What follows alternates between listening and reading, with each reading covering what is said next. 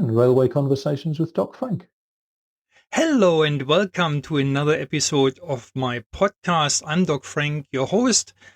And today I've got the great pleasure to have a good friend of mine on the show again for the second time, Andy Harrison, a top-class railway consultant from London in England.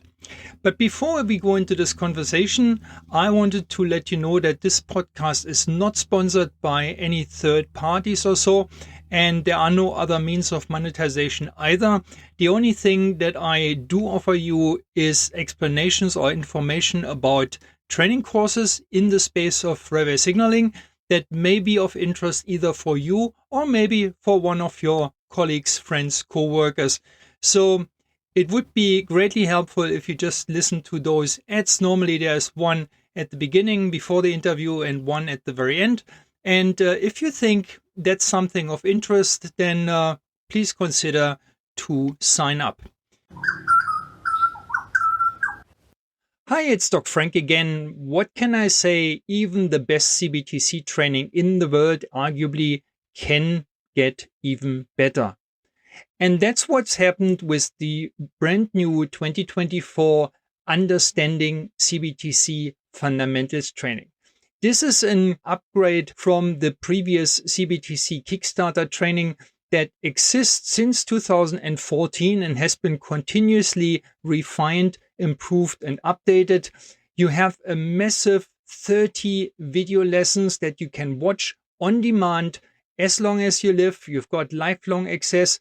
You can build a certifiable CBTC competency, and the certification is offered by me as well as an additional option.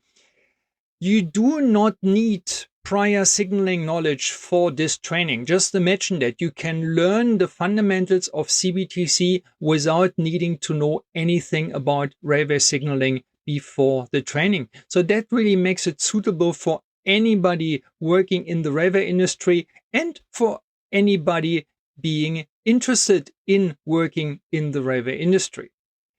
The training is topped up by an industry-leading Q&A support over at least 12 months.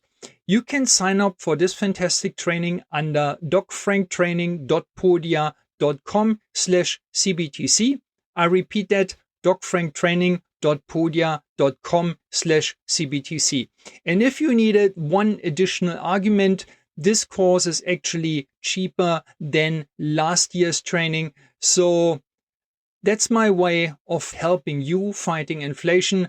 Hope you enjoy, and I hope to see you at this CBTC training.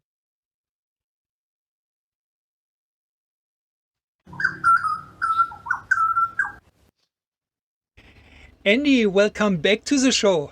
Hey, Frank, it's good to see you. Thanks for the invite. Very welcome, very welcome. I enjoyed our last conversation a lot here on the podcast. I generally enjoy every conversation with you. And it's shocking to see that's already more than a year ago since we last spoke. So initially, I wanted to have this with you just at the end of December. And then there were a few things coming in between, including overseas holidays on your side. So what I wanted to do is doing some kind of a wrap up of 2023 from your perspective, because I really value your opinion as a voice of reason in the industry, so to say. And there were a few things that we discussed last time which kind of gave an outlook. You were optimistic, for example, about more young people joining the industry and hopefully being a bit more open towards new technology, adoption of new technology, stuff like that. So maybe I just start as generic as possible. How was your 2023 from a railway industry perspective, and what could you note? Any observations or so? No, it's a good question. I can't really believe that it's 12 months plus since we last spoke. Time seems to fly. Maybe as I get older, the time goes faster. I think 2023, looking back, was certainly an interesting year for railways, and it was certainly an interesting year for systems. I think one of the things that I've always held dear, through my career, is that we need to really refresh the resource base in this industry. We need to encourage young people to join. we need to offer the right kind of career opportunities. We need to offer the right kind of technology interest opportunities. Younger people these days have different interests to perhaps the interests that you and I had when we were younger. And I think 2023 at a personal level, I've seen some really positive signs. I've been working on projects which have introduced people from different sectors, so sometimes defence, sometimes aerospace, into rail. Youngish people, I would say, sort of graduate +5, graduate +10 years, so reasonably young in their career, but with a much more open-minded approach to actually doing things. So, as we know, we talked about systems engineering and integration and the things that flow from that. And it's always gratifying to meet younger people who've experienced those sorts of things in different sectors and are bringing their ideas into the rail industry. And I think our responsibility as kind of elder statesmen, if you like, is to be open and to be receptive to those sorts of ideas. So we need to be as open-minded as the young people who are joining the industry. That's a really important point. But I've seen a lot of positives in that regard in 2023. At a personal level, I've met some really interesting people and who are contributing really well to the delivery of some of the projects I'm involved with. And that's been good to see. So I'm still optimistic about that. That's good. I guess we talk again in another 12 months and then on an annual basis from then onwards. You mentioned in the quick pre-talk that we had that since you still live in the UK and London, but you haven't worked in the UK for a number of years. So how does your work life look like at the moment? It sounds like remote work, pretty much what I do, but probably more than that. So can you talk about where you're currently involved? Yeah, for sure. So I'm life changed for all of us during COVID and lockdown, and that was no real exception to me. So my 2023 has been spent primarily working with Irish Rail colleagues in Dublin, London. So Irish Rail are implementing a new national traffic management system. It's a new development. It's a national deployment. And it's a really challenging program, challenging from a TMS perspective, but also very challenging from a migration perspective. So looking at the existing systems that need to be changed and upgraded in order to interface and integrate properly with the TMS, and then looking at the way the TMS is made ready, if you like, for operations and service. And that involves working with both technical people, but also a lot of folks in the operations space, as well as a lot of different suppliers from different locations around the world. So I'm fortunate enough, I'm the engineering lead for that program. I have a great team of technicians around me, if you like, who are really kind of heads down and top of the game. And we're working with some very, very interesting contractors and some thoroughly interesting technology. So it's strange having spent a lot of time working in the ETCS field and kind of signaling generally. I'm actually enjoying TMS more. It's more of a challenge to me. The integration challenges, both technically and operationally, are immense, absolutely immense. Is it supplied by one of the classic signaling supplier, or is it more like somebody coming to the industry from the outside, more from the general control system space, now applying this in rail? No, there's no secret here, and this is public domain stuff. So the TMS supplier for Ireland is Indra, based out in Madrid in Spain.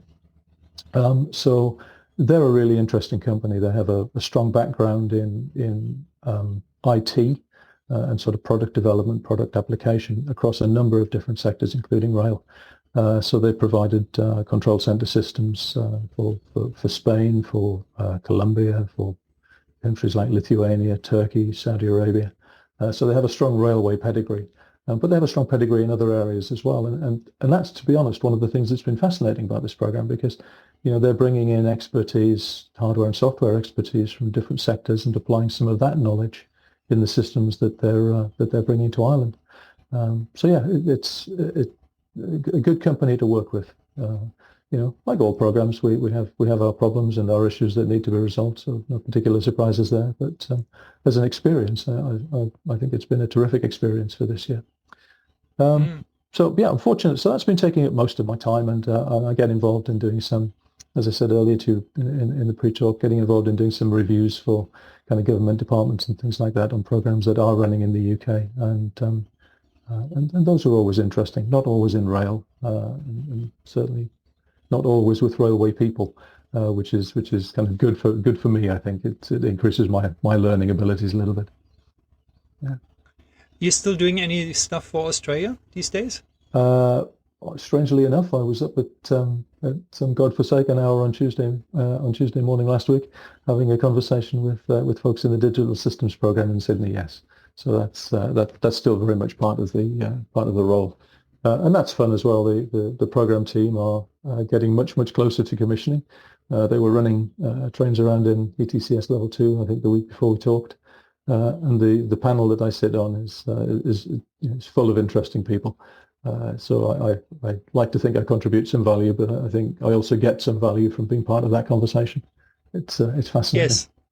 Yes. That was pretty much the same when we both were on that peer review group back then for the same project for digital systems. The interaction with the other experts on the panel was really quite invigorating, and it was fun. It was definitely fun to watch this. I learned a lot, so that was really good.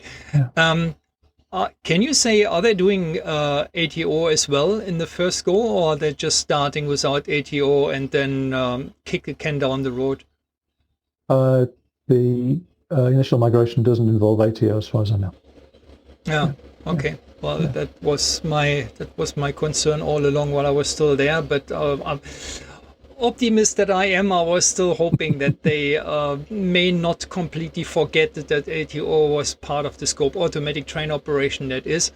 So, I mean, since August, I think, last year, ATO over ETCS is now official part of the ETCS standards.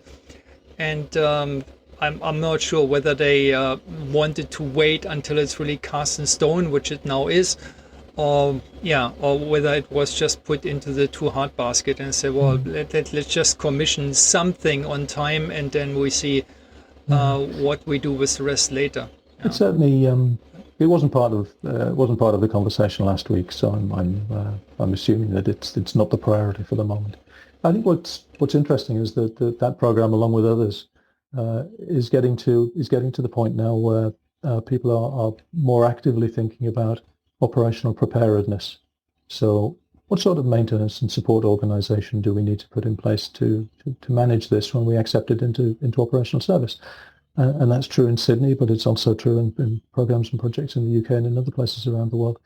And that's quite an interesting challenge, and it plays actually to the conversation that we started with, because a lot of the existing skill sets that railway authorities have don't really align too closely with the skill sets needed to manage some of the technology that the railways are buying. So ETCS is a very high-tech system. TMS is cutting edge in terms of computing systems. And so there's a need, if you like, to change the skills base within the organization. But change the skills base at the same time as retaining the culture and the values within the organization, because these organizations run safety critical systems and we transport people around. So you're in an interesting dynamic of not wanting to, in my words, throw the baby out with the bathwater. You need to find a way of keeping the existing culture and the existing values of the organizations whilst changing the skills base to align it better with the technology you're using. And that's a challenge, I think, for a lot of railway organizations. Heavily unionized. Generally speaking, age profiles tend to be older rather than younger. And so there are some interesting challenges there. Yes. Yeah, I think one of the challenging factors is that the introduction of new technologies now, or that we're talking about now, is really more a step change than an incremental improvement. So, I mean, especially when you talk about, for example, ETCS without signals. So getting rid of signals is arguably the biggest change that the railway signaling industry has seen since signals were introduced. And this is a long time ago, right? So that means this is something that most of the people working there have not seen ever in their entire careers. So everything that they have learned over years, if not over decades, now needs to be scrutinized, needs to be questioned, needs to be looked at whether it actually stands in the way of introducing that new technology. And I'm doing a lot of research and thinking in this area at the moment for my training course that I'm just developing as well under the rolling wheel, so to say, which is all about mindset change. And I've defined the terms legacy mindset, which is like the old way of thinking when we still had lights on sticks and track circuits in the track and stuff like that, to a new, what I call high capacity mindset. Because at least here in Australia, all this introduction of new technology is really with the aim of beefing up the capacity of the revers in the cities. And the more you think about it, the more it gets clear how much of a fundamental change that really is for many people. Because somebody who was seen as one of the key experts in the old signaling technology now all of a sudden starts almost on square one. And then they have these young people coming in there knowing all about these new technologies. And there are some aspects where they're running circuits around the established old signaling expert from the old world. So how do you maintain your status? Well, one way is to reject the new technology, which is probably not the best idea. And but another one may mean a complete redefinition of who you are, and all of a sudden your expert status in the old world is not a given in the new world. You have to basically acquire a set of skills and additional knowledge to kind of maintain your expert status at the risk of it coming down relatively to where you were in the old world. So very long-winded way to say it's really, really hard for the signaling people. And I have got something to say on the non-signaling people as well, but you are the interviewees, so I let you chip in between. I never feel that these are interviews, frankly. I always feel more like conversations. It's Yes. it's funny. I think there's a neat segue. Thinking about things that have changed in 2023. I look in the UK at something like the East Coast Digital Program, because that ultimately will end up with an ETCS level 2 railway without line side signals, generally speaking, without line side signals. And one of the things that I've been very, very impressed with in terms of looking into that program from the outside, in the early days, being part of the team that kind of worked on the business case for this, one of the things that I've been quite impressed with is the model that these guys have come up with in terms of program delivery. And what I mean by that is, I think people tend to look at ETCS and they think TMS and they think of these as technology-led programs, and that's true to an extent, but it's not the whole story. And what East Coast have done is that they've worked incredibly hard to put a proper industry partnership model together. Now the UK is as you know, and as lots of your listeners will know, is complicated in terms of train operating companies, access to the railway, and the different arrangements the different companies have, the different contract arrangements that the different companies have with Network Rail as the infrastructure owner. So there are a lot of people involved in operating trains. The trains by and large the trains are leased trains. So the trains are owned by a different set of parties altogether. So they're yet another industry stakeholder. And what East Coast has done is it said, look, we can't ride roughshod over the interests of all of our stakeholders. We have to invest time and money and effort to make sure that we understand where these stakeholder needs are, where their concerns are, and that we try and address them as an industry partnership. So Network Rail clearly have a lead role in that as the infrastructure provider, but they have a lead role only insofar as the funding for the program is running through Network Rail, and they're corralling their stakeholder community, really listening and really trying to find a way through that works for everybody. And I think that's immensely powerful. It's immensely powerful for UK in terms of long-term deployment of ETCS, because I think what it's trying to do is to create an industry standard model for delivery that can be rolled out. And that's, the benefits in creating that sort of environment and creating that sort of process knowledge are immense, absolutely immense. I think as individual signal engineers, I think, the point you make is quite an interesting one. You go through your career and you learn things, and those things have value, and they have value in a particular context. The moment that context changes, I think we have to accept that our value changes, and then you're faced with some interesting challenges. Do you realign yourself to better understand the context, or do you it's all too difficult and I'm going to walk away kind of thing? I think it's more interesting. Frankly, I think it's more interesting to put yourself in the first space. The world moves, and it moves at a pace which is incredibly quick. That's another theme that we'll talk about a little bit later on. It's technology world, for example, is moving incredibly quickly. Yeah, the level of interest, I think, to try and you can't stay completely up to date, but I think you need to pivot as individuals. We need to pivot as we get older to understand and stay a little bit closer to the technology trends and the new ways of delivering those trends. I think if we try and just put our hands up and say, the old way is the best way, I think we're extinct before we know it. Yes. And innovation innovation and change is not just happening on the technical front. It's also happening on the, for example, what you just mentioned, this partnership model of working together with stakeholders is probably a rather new concept. Maybe not on a global scale, but probably yes, knowing how most railway organizations used to work. And what I could imagine, having worked in the UK myself for several years, is there might have been some initial reservation among stakeholders because of a history of experiences where stakeholders were maybe not quite that well involved and more left in the dark or so. So the proof is probably in the pudding, and I guess people will come around once they see that this time is really different, not just different talk, but also different actions that really lead to a different outcome. But I think, well, I could imagine that there were some interesting times at the beginning where a lot of people were rather skeptical, if not cynical, about they're talking again about collaboration and partnering even, so let's see how this pans out. I think that's probably a very accurate interpretation. I mean, there have been a number of false starts for programs like ETCS, not just in the UK.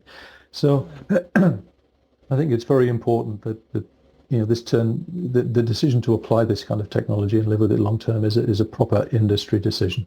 It's not just a single party within the industry. It's a proper industry decision, and that means from government down, through Network Rail or GB Railways as it'll become, plus all of the train operators, the leasing companies, and the other parties involved.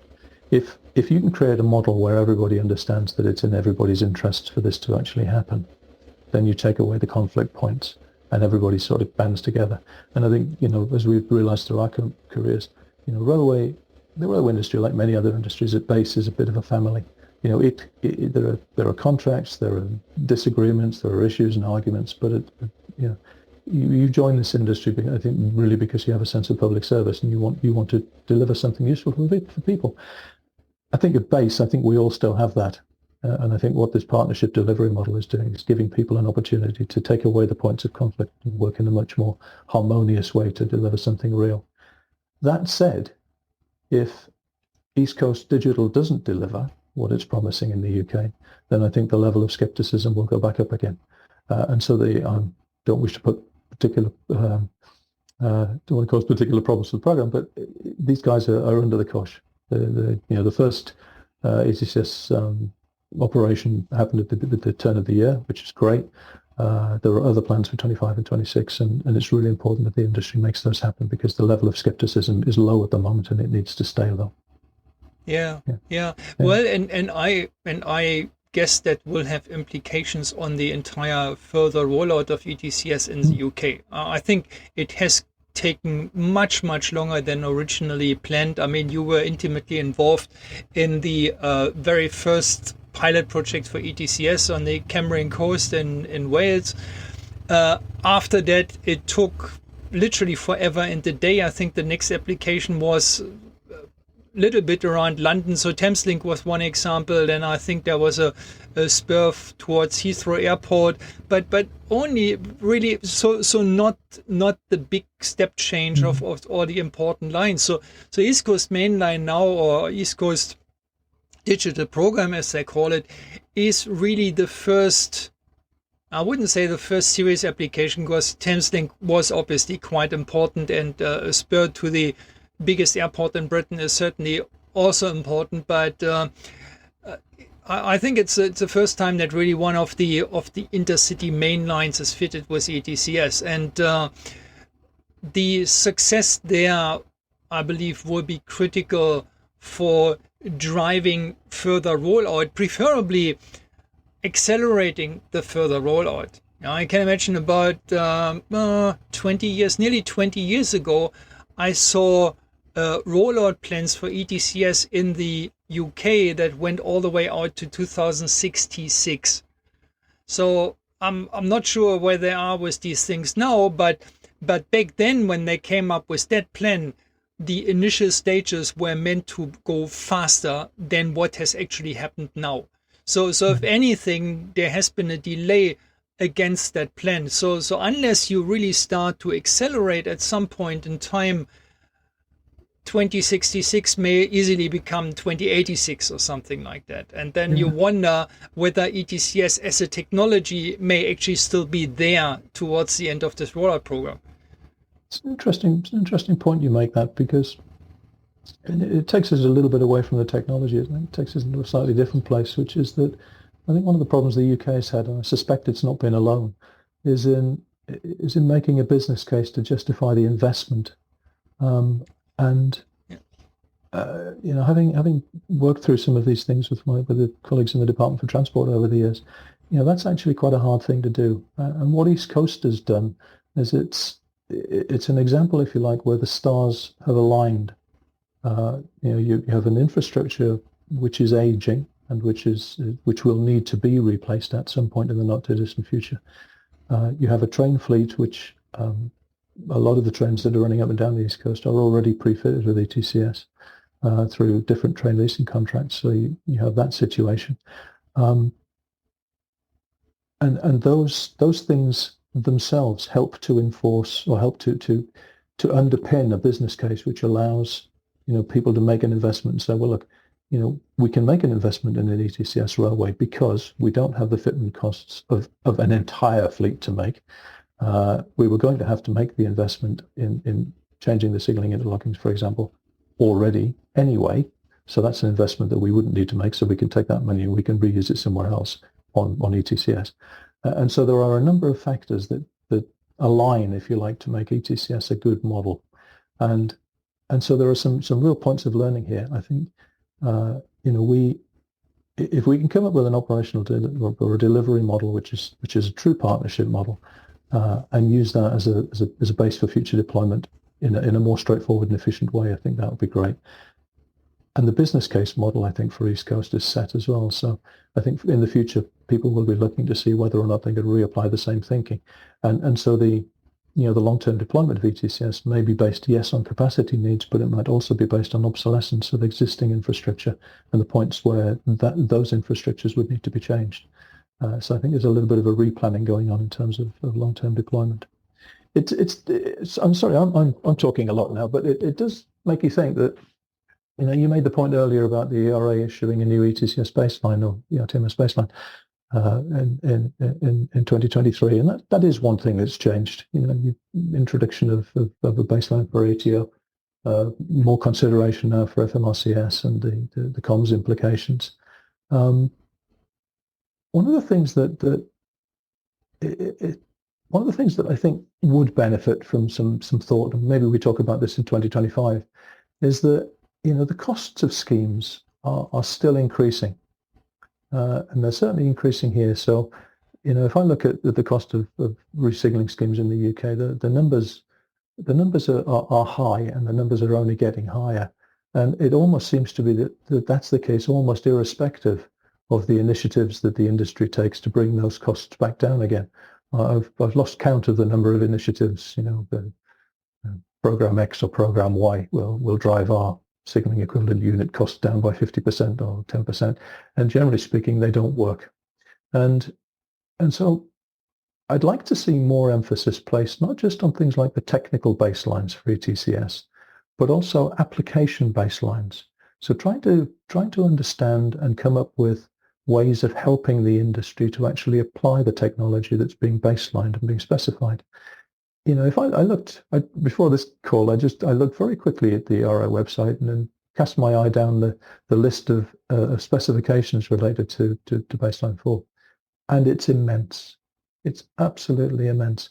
And so I can imagine railway authorities taking one look at that list and thinking, heavens above, do we really understand the implications of getting involved in this? I'd like to see more emphasis placed on how to actually deploy ETCS in a cost-efficient way. I think there's some real benefits to be obtained there. Yeah. Yeah, it's difficult, especially when you just start to introduce ETCS, and in a way that's what's still happening in the UK. I mean, you will probably agree with me, even though you were largely responsible for, well, you were in a very responsible position for the delivery of Cambrian at the time, but the Cambrian coast pilot was not really representative for wider rollout of ETCS in the UK. And I'm just mentioning the gaps in radio coverage as one very obvious example. It was a very low density line. There were a number of things where you said, okay, well, we may learn some basics about ETCS, but something that we put on Thameslink or on the East Coast will have to be a very, very different animal, very different. So, and then you have Thameslink, and then you say, okay, well, that was a high density railway in the city.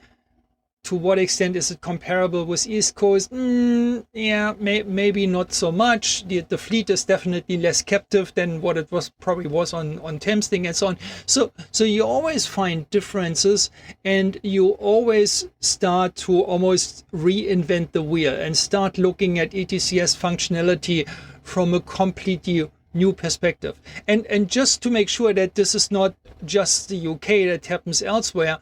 If you look at the first 3 ETCS projects in the Netherlands, for example, one being the high-speed line south from Amsterdam going down to Belgium, the second one being the B2W freight route from Rotterdam going east to Germany, and the third one being Amsterdam-Utrecht, which is one of the busiest pieces of passenger line in the whole of the Netherlands. Those 3 projects were done at different points in time according to different versions of the ETCS standards, and absolutely definitely to very different user requirements that somehow all came from the same organization, which was ProRail or the Dutch Railways at the time. So I think the trick, if you really wanted to bring the application cost down, is to have a standard application that really fits the entire country. Maybe not to the same 100% perfection on each and every line, but definitely close enough that the highest requirements are fulfilled, and then some of the peculiarities of other parts of the network maybe are negligible. Yeah. Yeah, I think that there'll be people listening to this who are jumping up and down at this point and saying, well, that's just never going to happen. That's not the way the railway works. You're being naive. You're being crazy. And, experience would kind of suggest they're probably right. But that doesn't help me. It doesn't help me. I still feel disappointed that they're right. I think that, we as engineers, and I'm looking at the ERA, I'm looking at other folks as well, we can't ignore the fact that there's a cost associated with the work that we're doing. And I think, when these new baselines come out and when changes are made and those sorts of things, we need to be thinking very, very carefully about the costs associated with this. If I was an accountant and I was looking at the history of ETCS, I'd be tearing my hair out. You just issued another baseline? we haven't, we haven't upgraded to the vast baseline yet because the extended costs of doing that were immense. And what, you've just issued another one? And yes, you've given us time to get our act together before we have to comply with it. But come on, guys. And I think that sense of having a commercial head on your shoulders whilst you're doing the technical work is absolutely essential, and it's absolutely essential in this space. And I don't think we're there yet. In fact, I think we're quite a long way away from being there yet. It's interesting. I set you a quick challenge. I was just going to move us on, actually. Just you talking about things that have changed in 23. One of the things that has changed in 2023 is the absolute popular emergence of AI. And so I set you a little bit of a challenge before we had this talk to go away and spend 5 minutes reading upon artificial intelligence. And I'm intrigued. This is we talked about shifting knowledge bases and learning and things like that. I remember doing AI courses up at Oxford some years ago, which were thoroughly interesting, and they've stuck because I'm fascinated. I'm absolutely fascinated by what's going on in the AI world. Fascinated on the one hand and terrified on the other. And I can't quite decide where on the spectrum I really sit. So I have days where I'm on the terrified end, and I have other days where I'm on the this is amazing end. But if I look at rail and things like that, I think we're a long way away from considering the use of AI type systems for command and control applications. I think our world is different to the world of autonomous cars.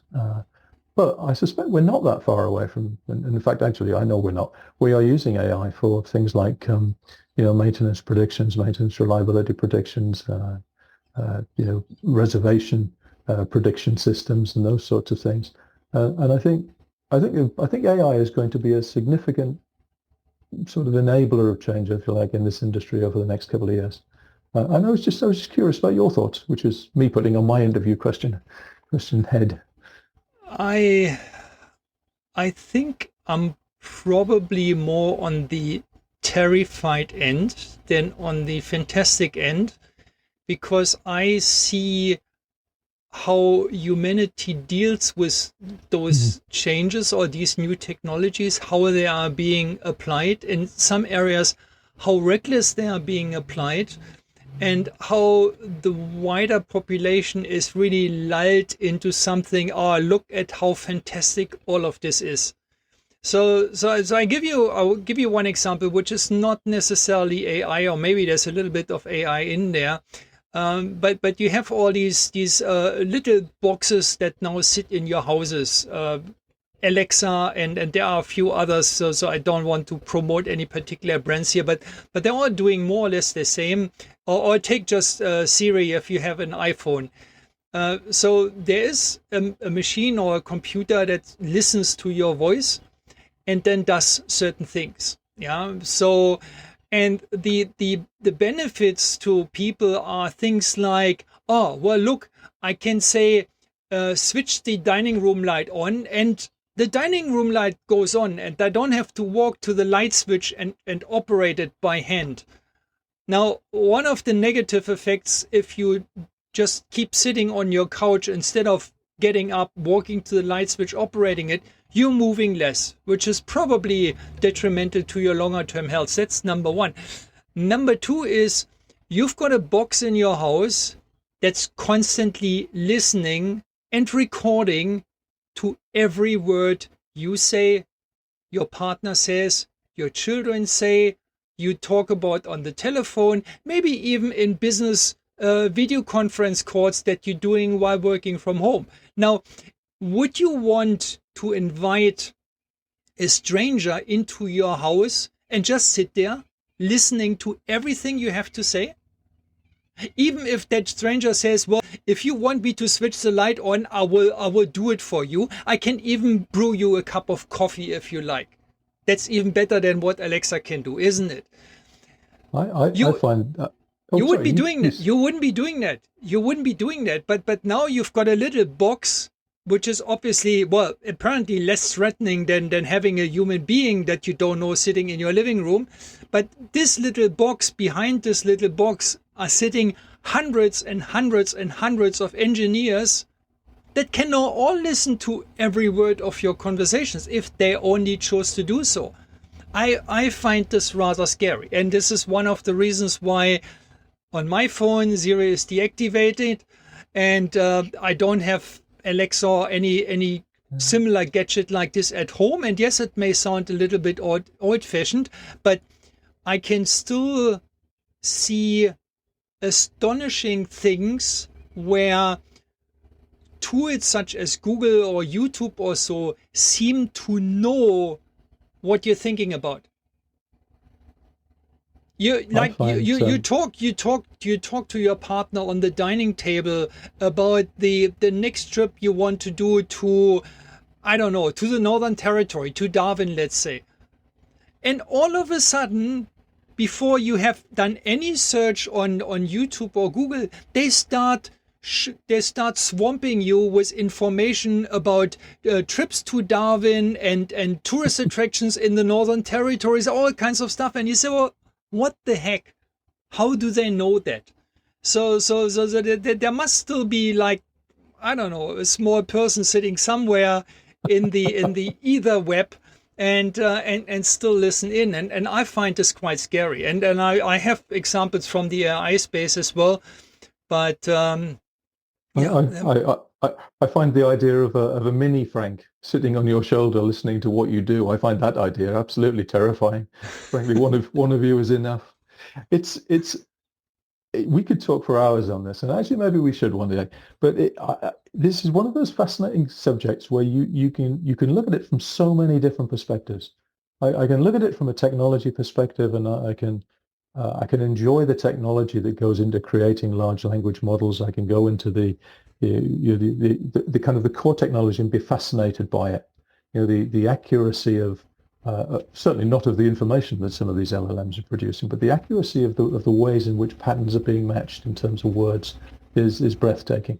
And the speed now of, for example, OpenAI issued, I think, an app last week which took a text prompt and created a video, which is it blows my mind. I think that's the other thing. Is absolutely incredible, and there are some very positive use cases for something like that.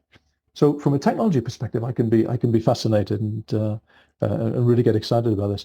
But if I look at its impact in terms of the way in which legal accountability changes, for example, the Law Commission in the UK, or England, and the Law Commission here recently published a report which talked about the legal implications, if you like, of autonomous vehicles and the legal implications of owning an autonomous vehicle, and who holds legal responsibility or legal accountability if there were to be problems.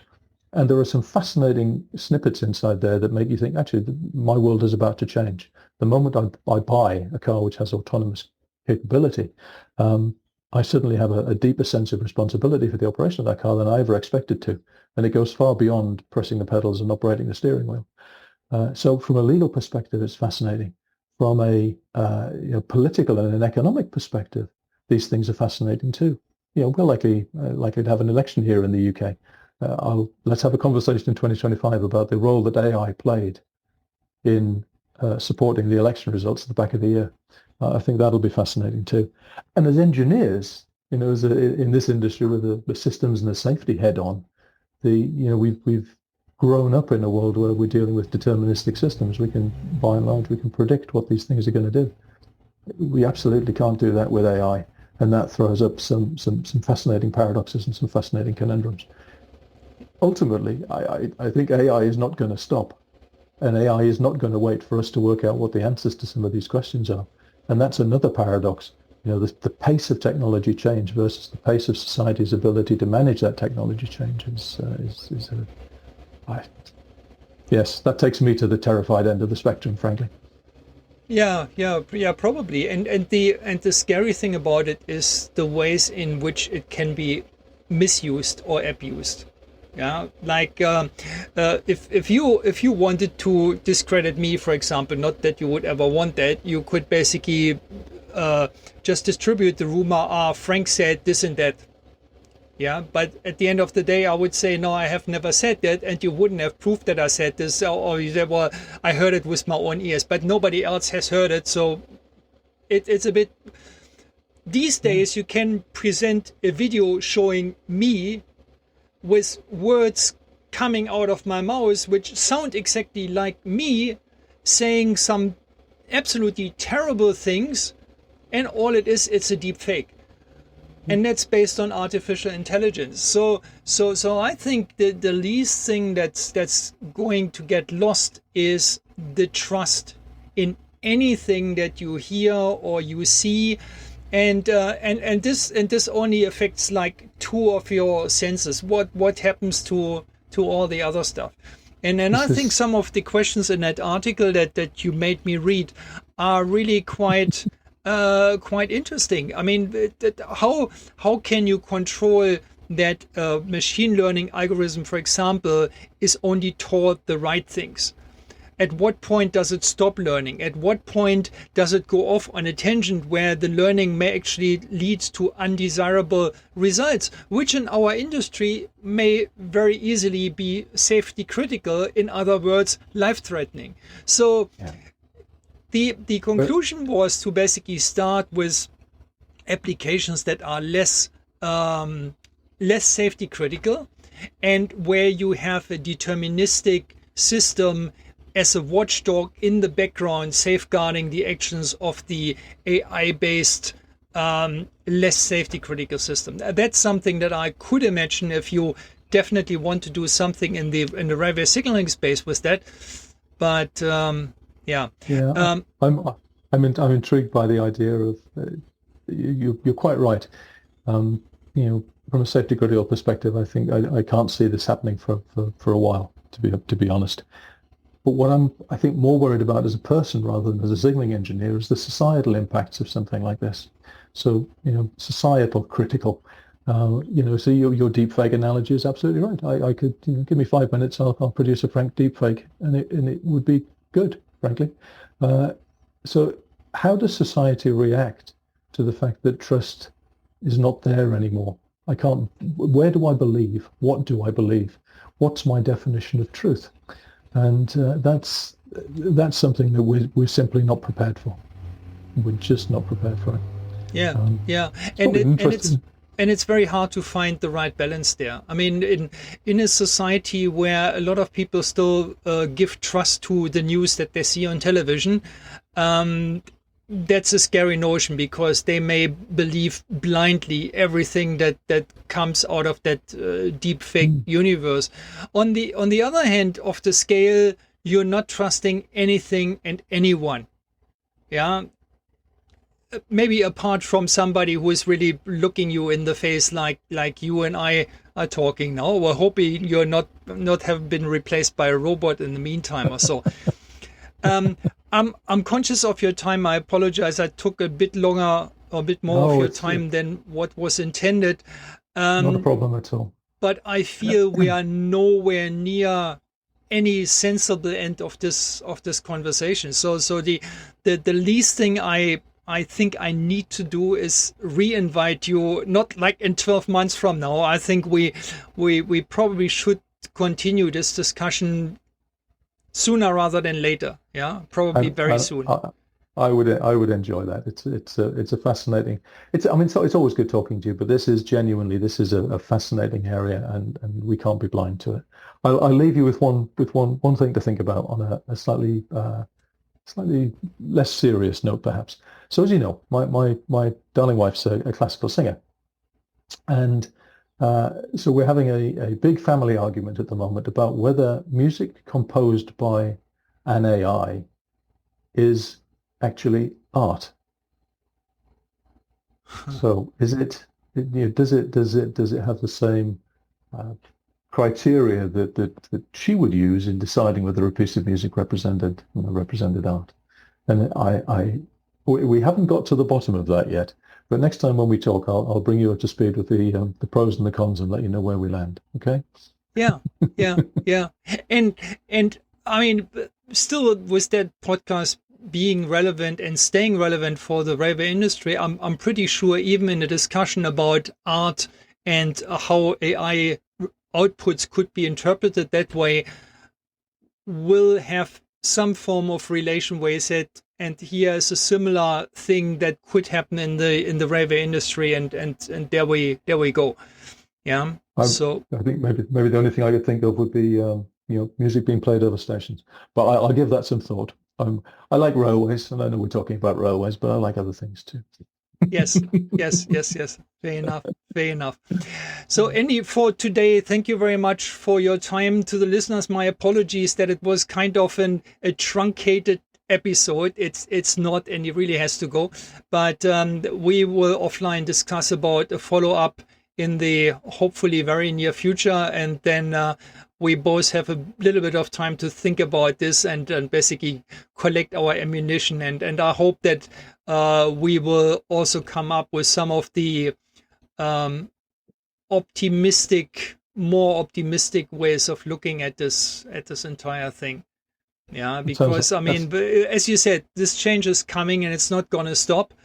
And I'm not sure whether someone will put regulations in place in time to really achieve something meaningful.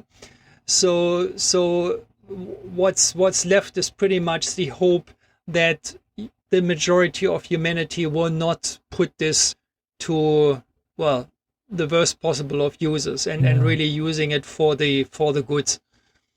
Well, I promise when we do get together next time, I'll try and focus on, we can try and have a conversation about AI in rail and some of the systems and the safety assurance challenges that's going to pose, because those questions are coming, and it's always nice to kind of pose some of them and chew over some of the answers. Thank you so much, Frank. It's always good to see you, and I appreciate the conversation. Thanks, Andy. See you next time. Bye-bye. Take care of yourself. Goodbye. Hi, this is Doc Frank. I need to tell you about my brand new cutting edge 2024 training, Digital Signaling Interoperability.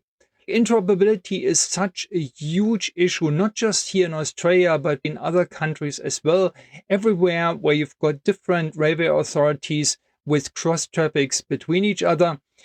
This course has the latest insights, the latest research. This training includes the SPA framework, systems, products, and applications, which creates a lot of clarity and avoids confusion in that area. We then look at the different technologies for digital signaling in Australia. And this is just an example that is transferable to many, many other countries in the world.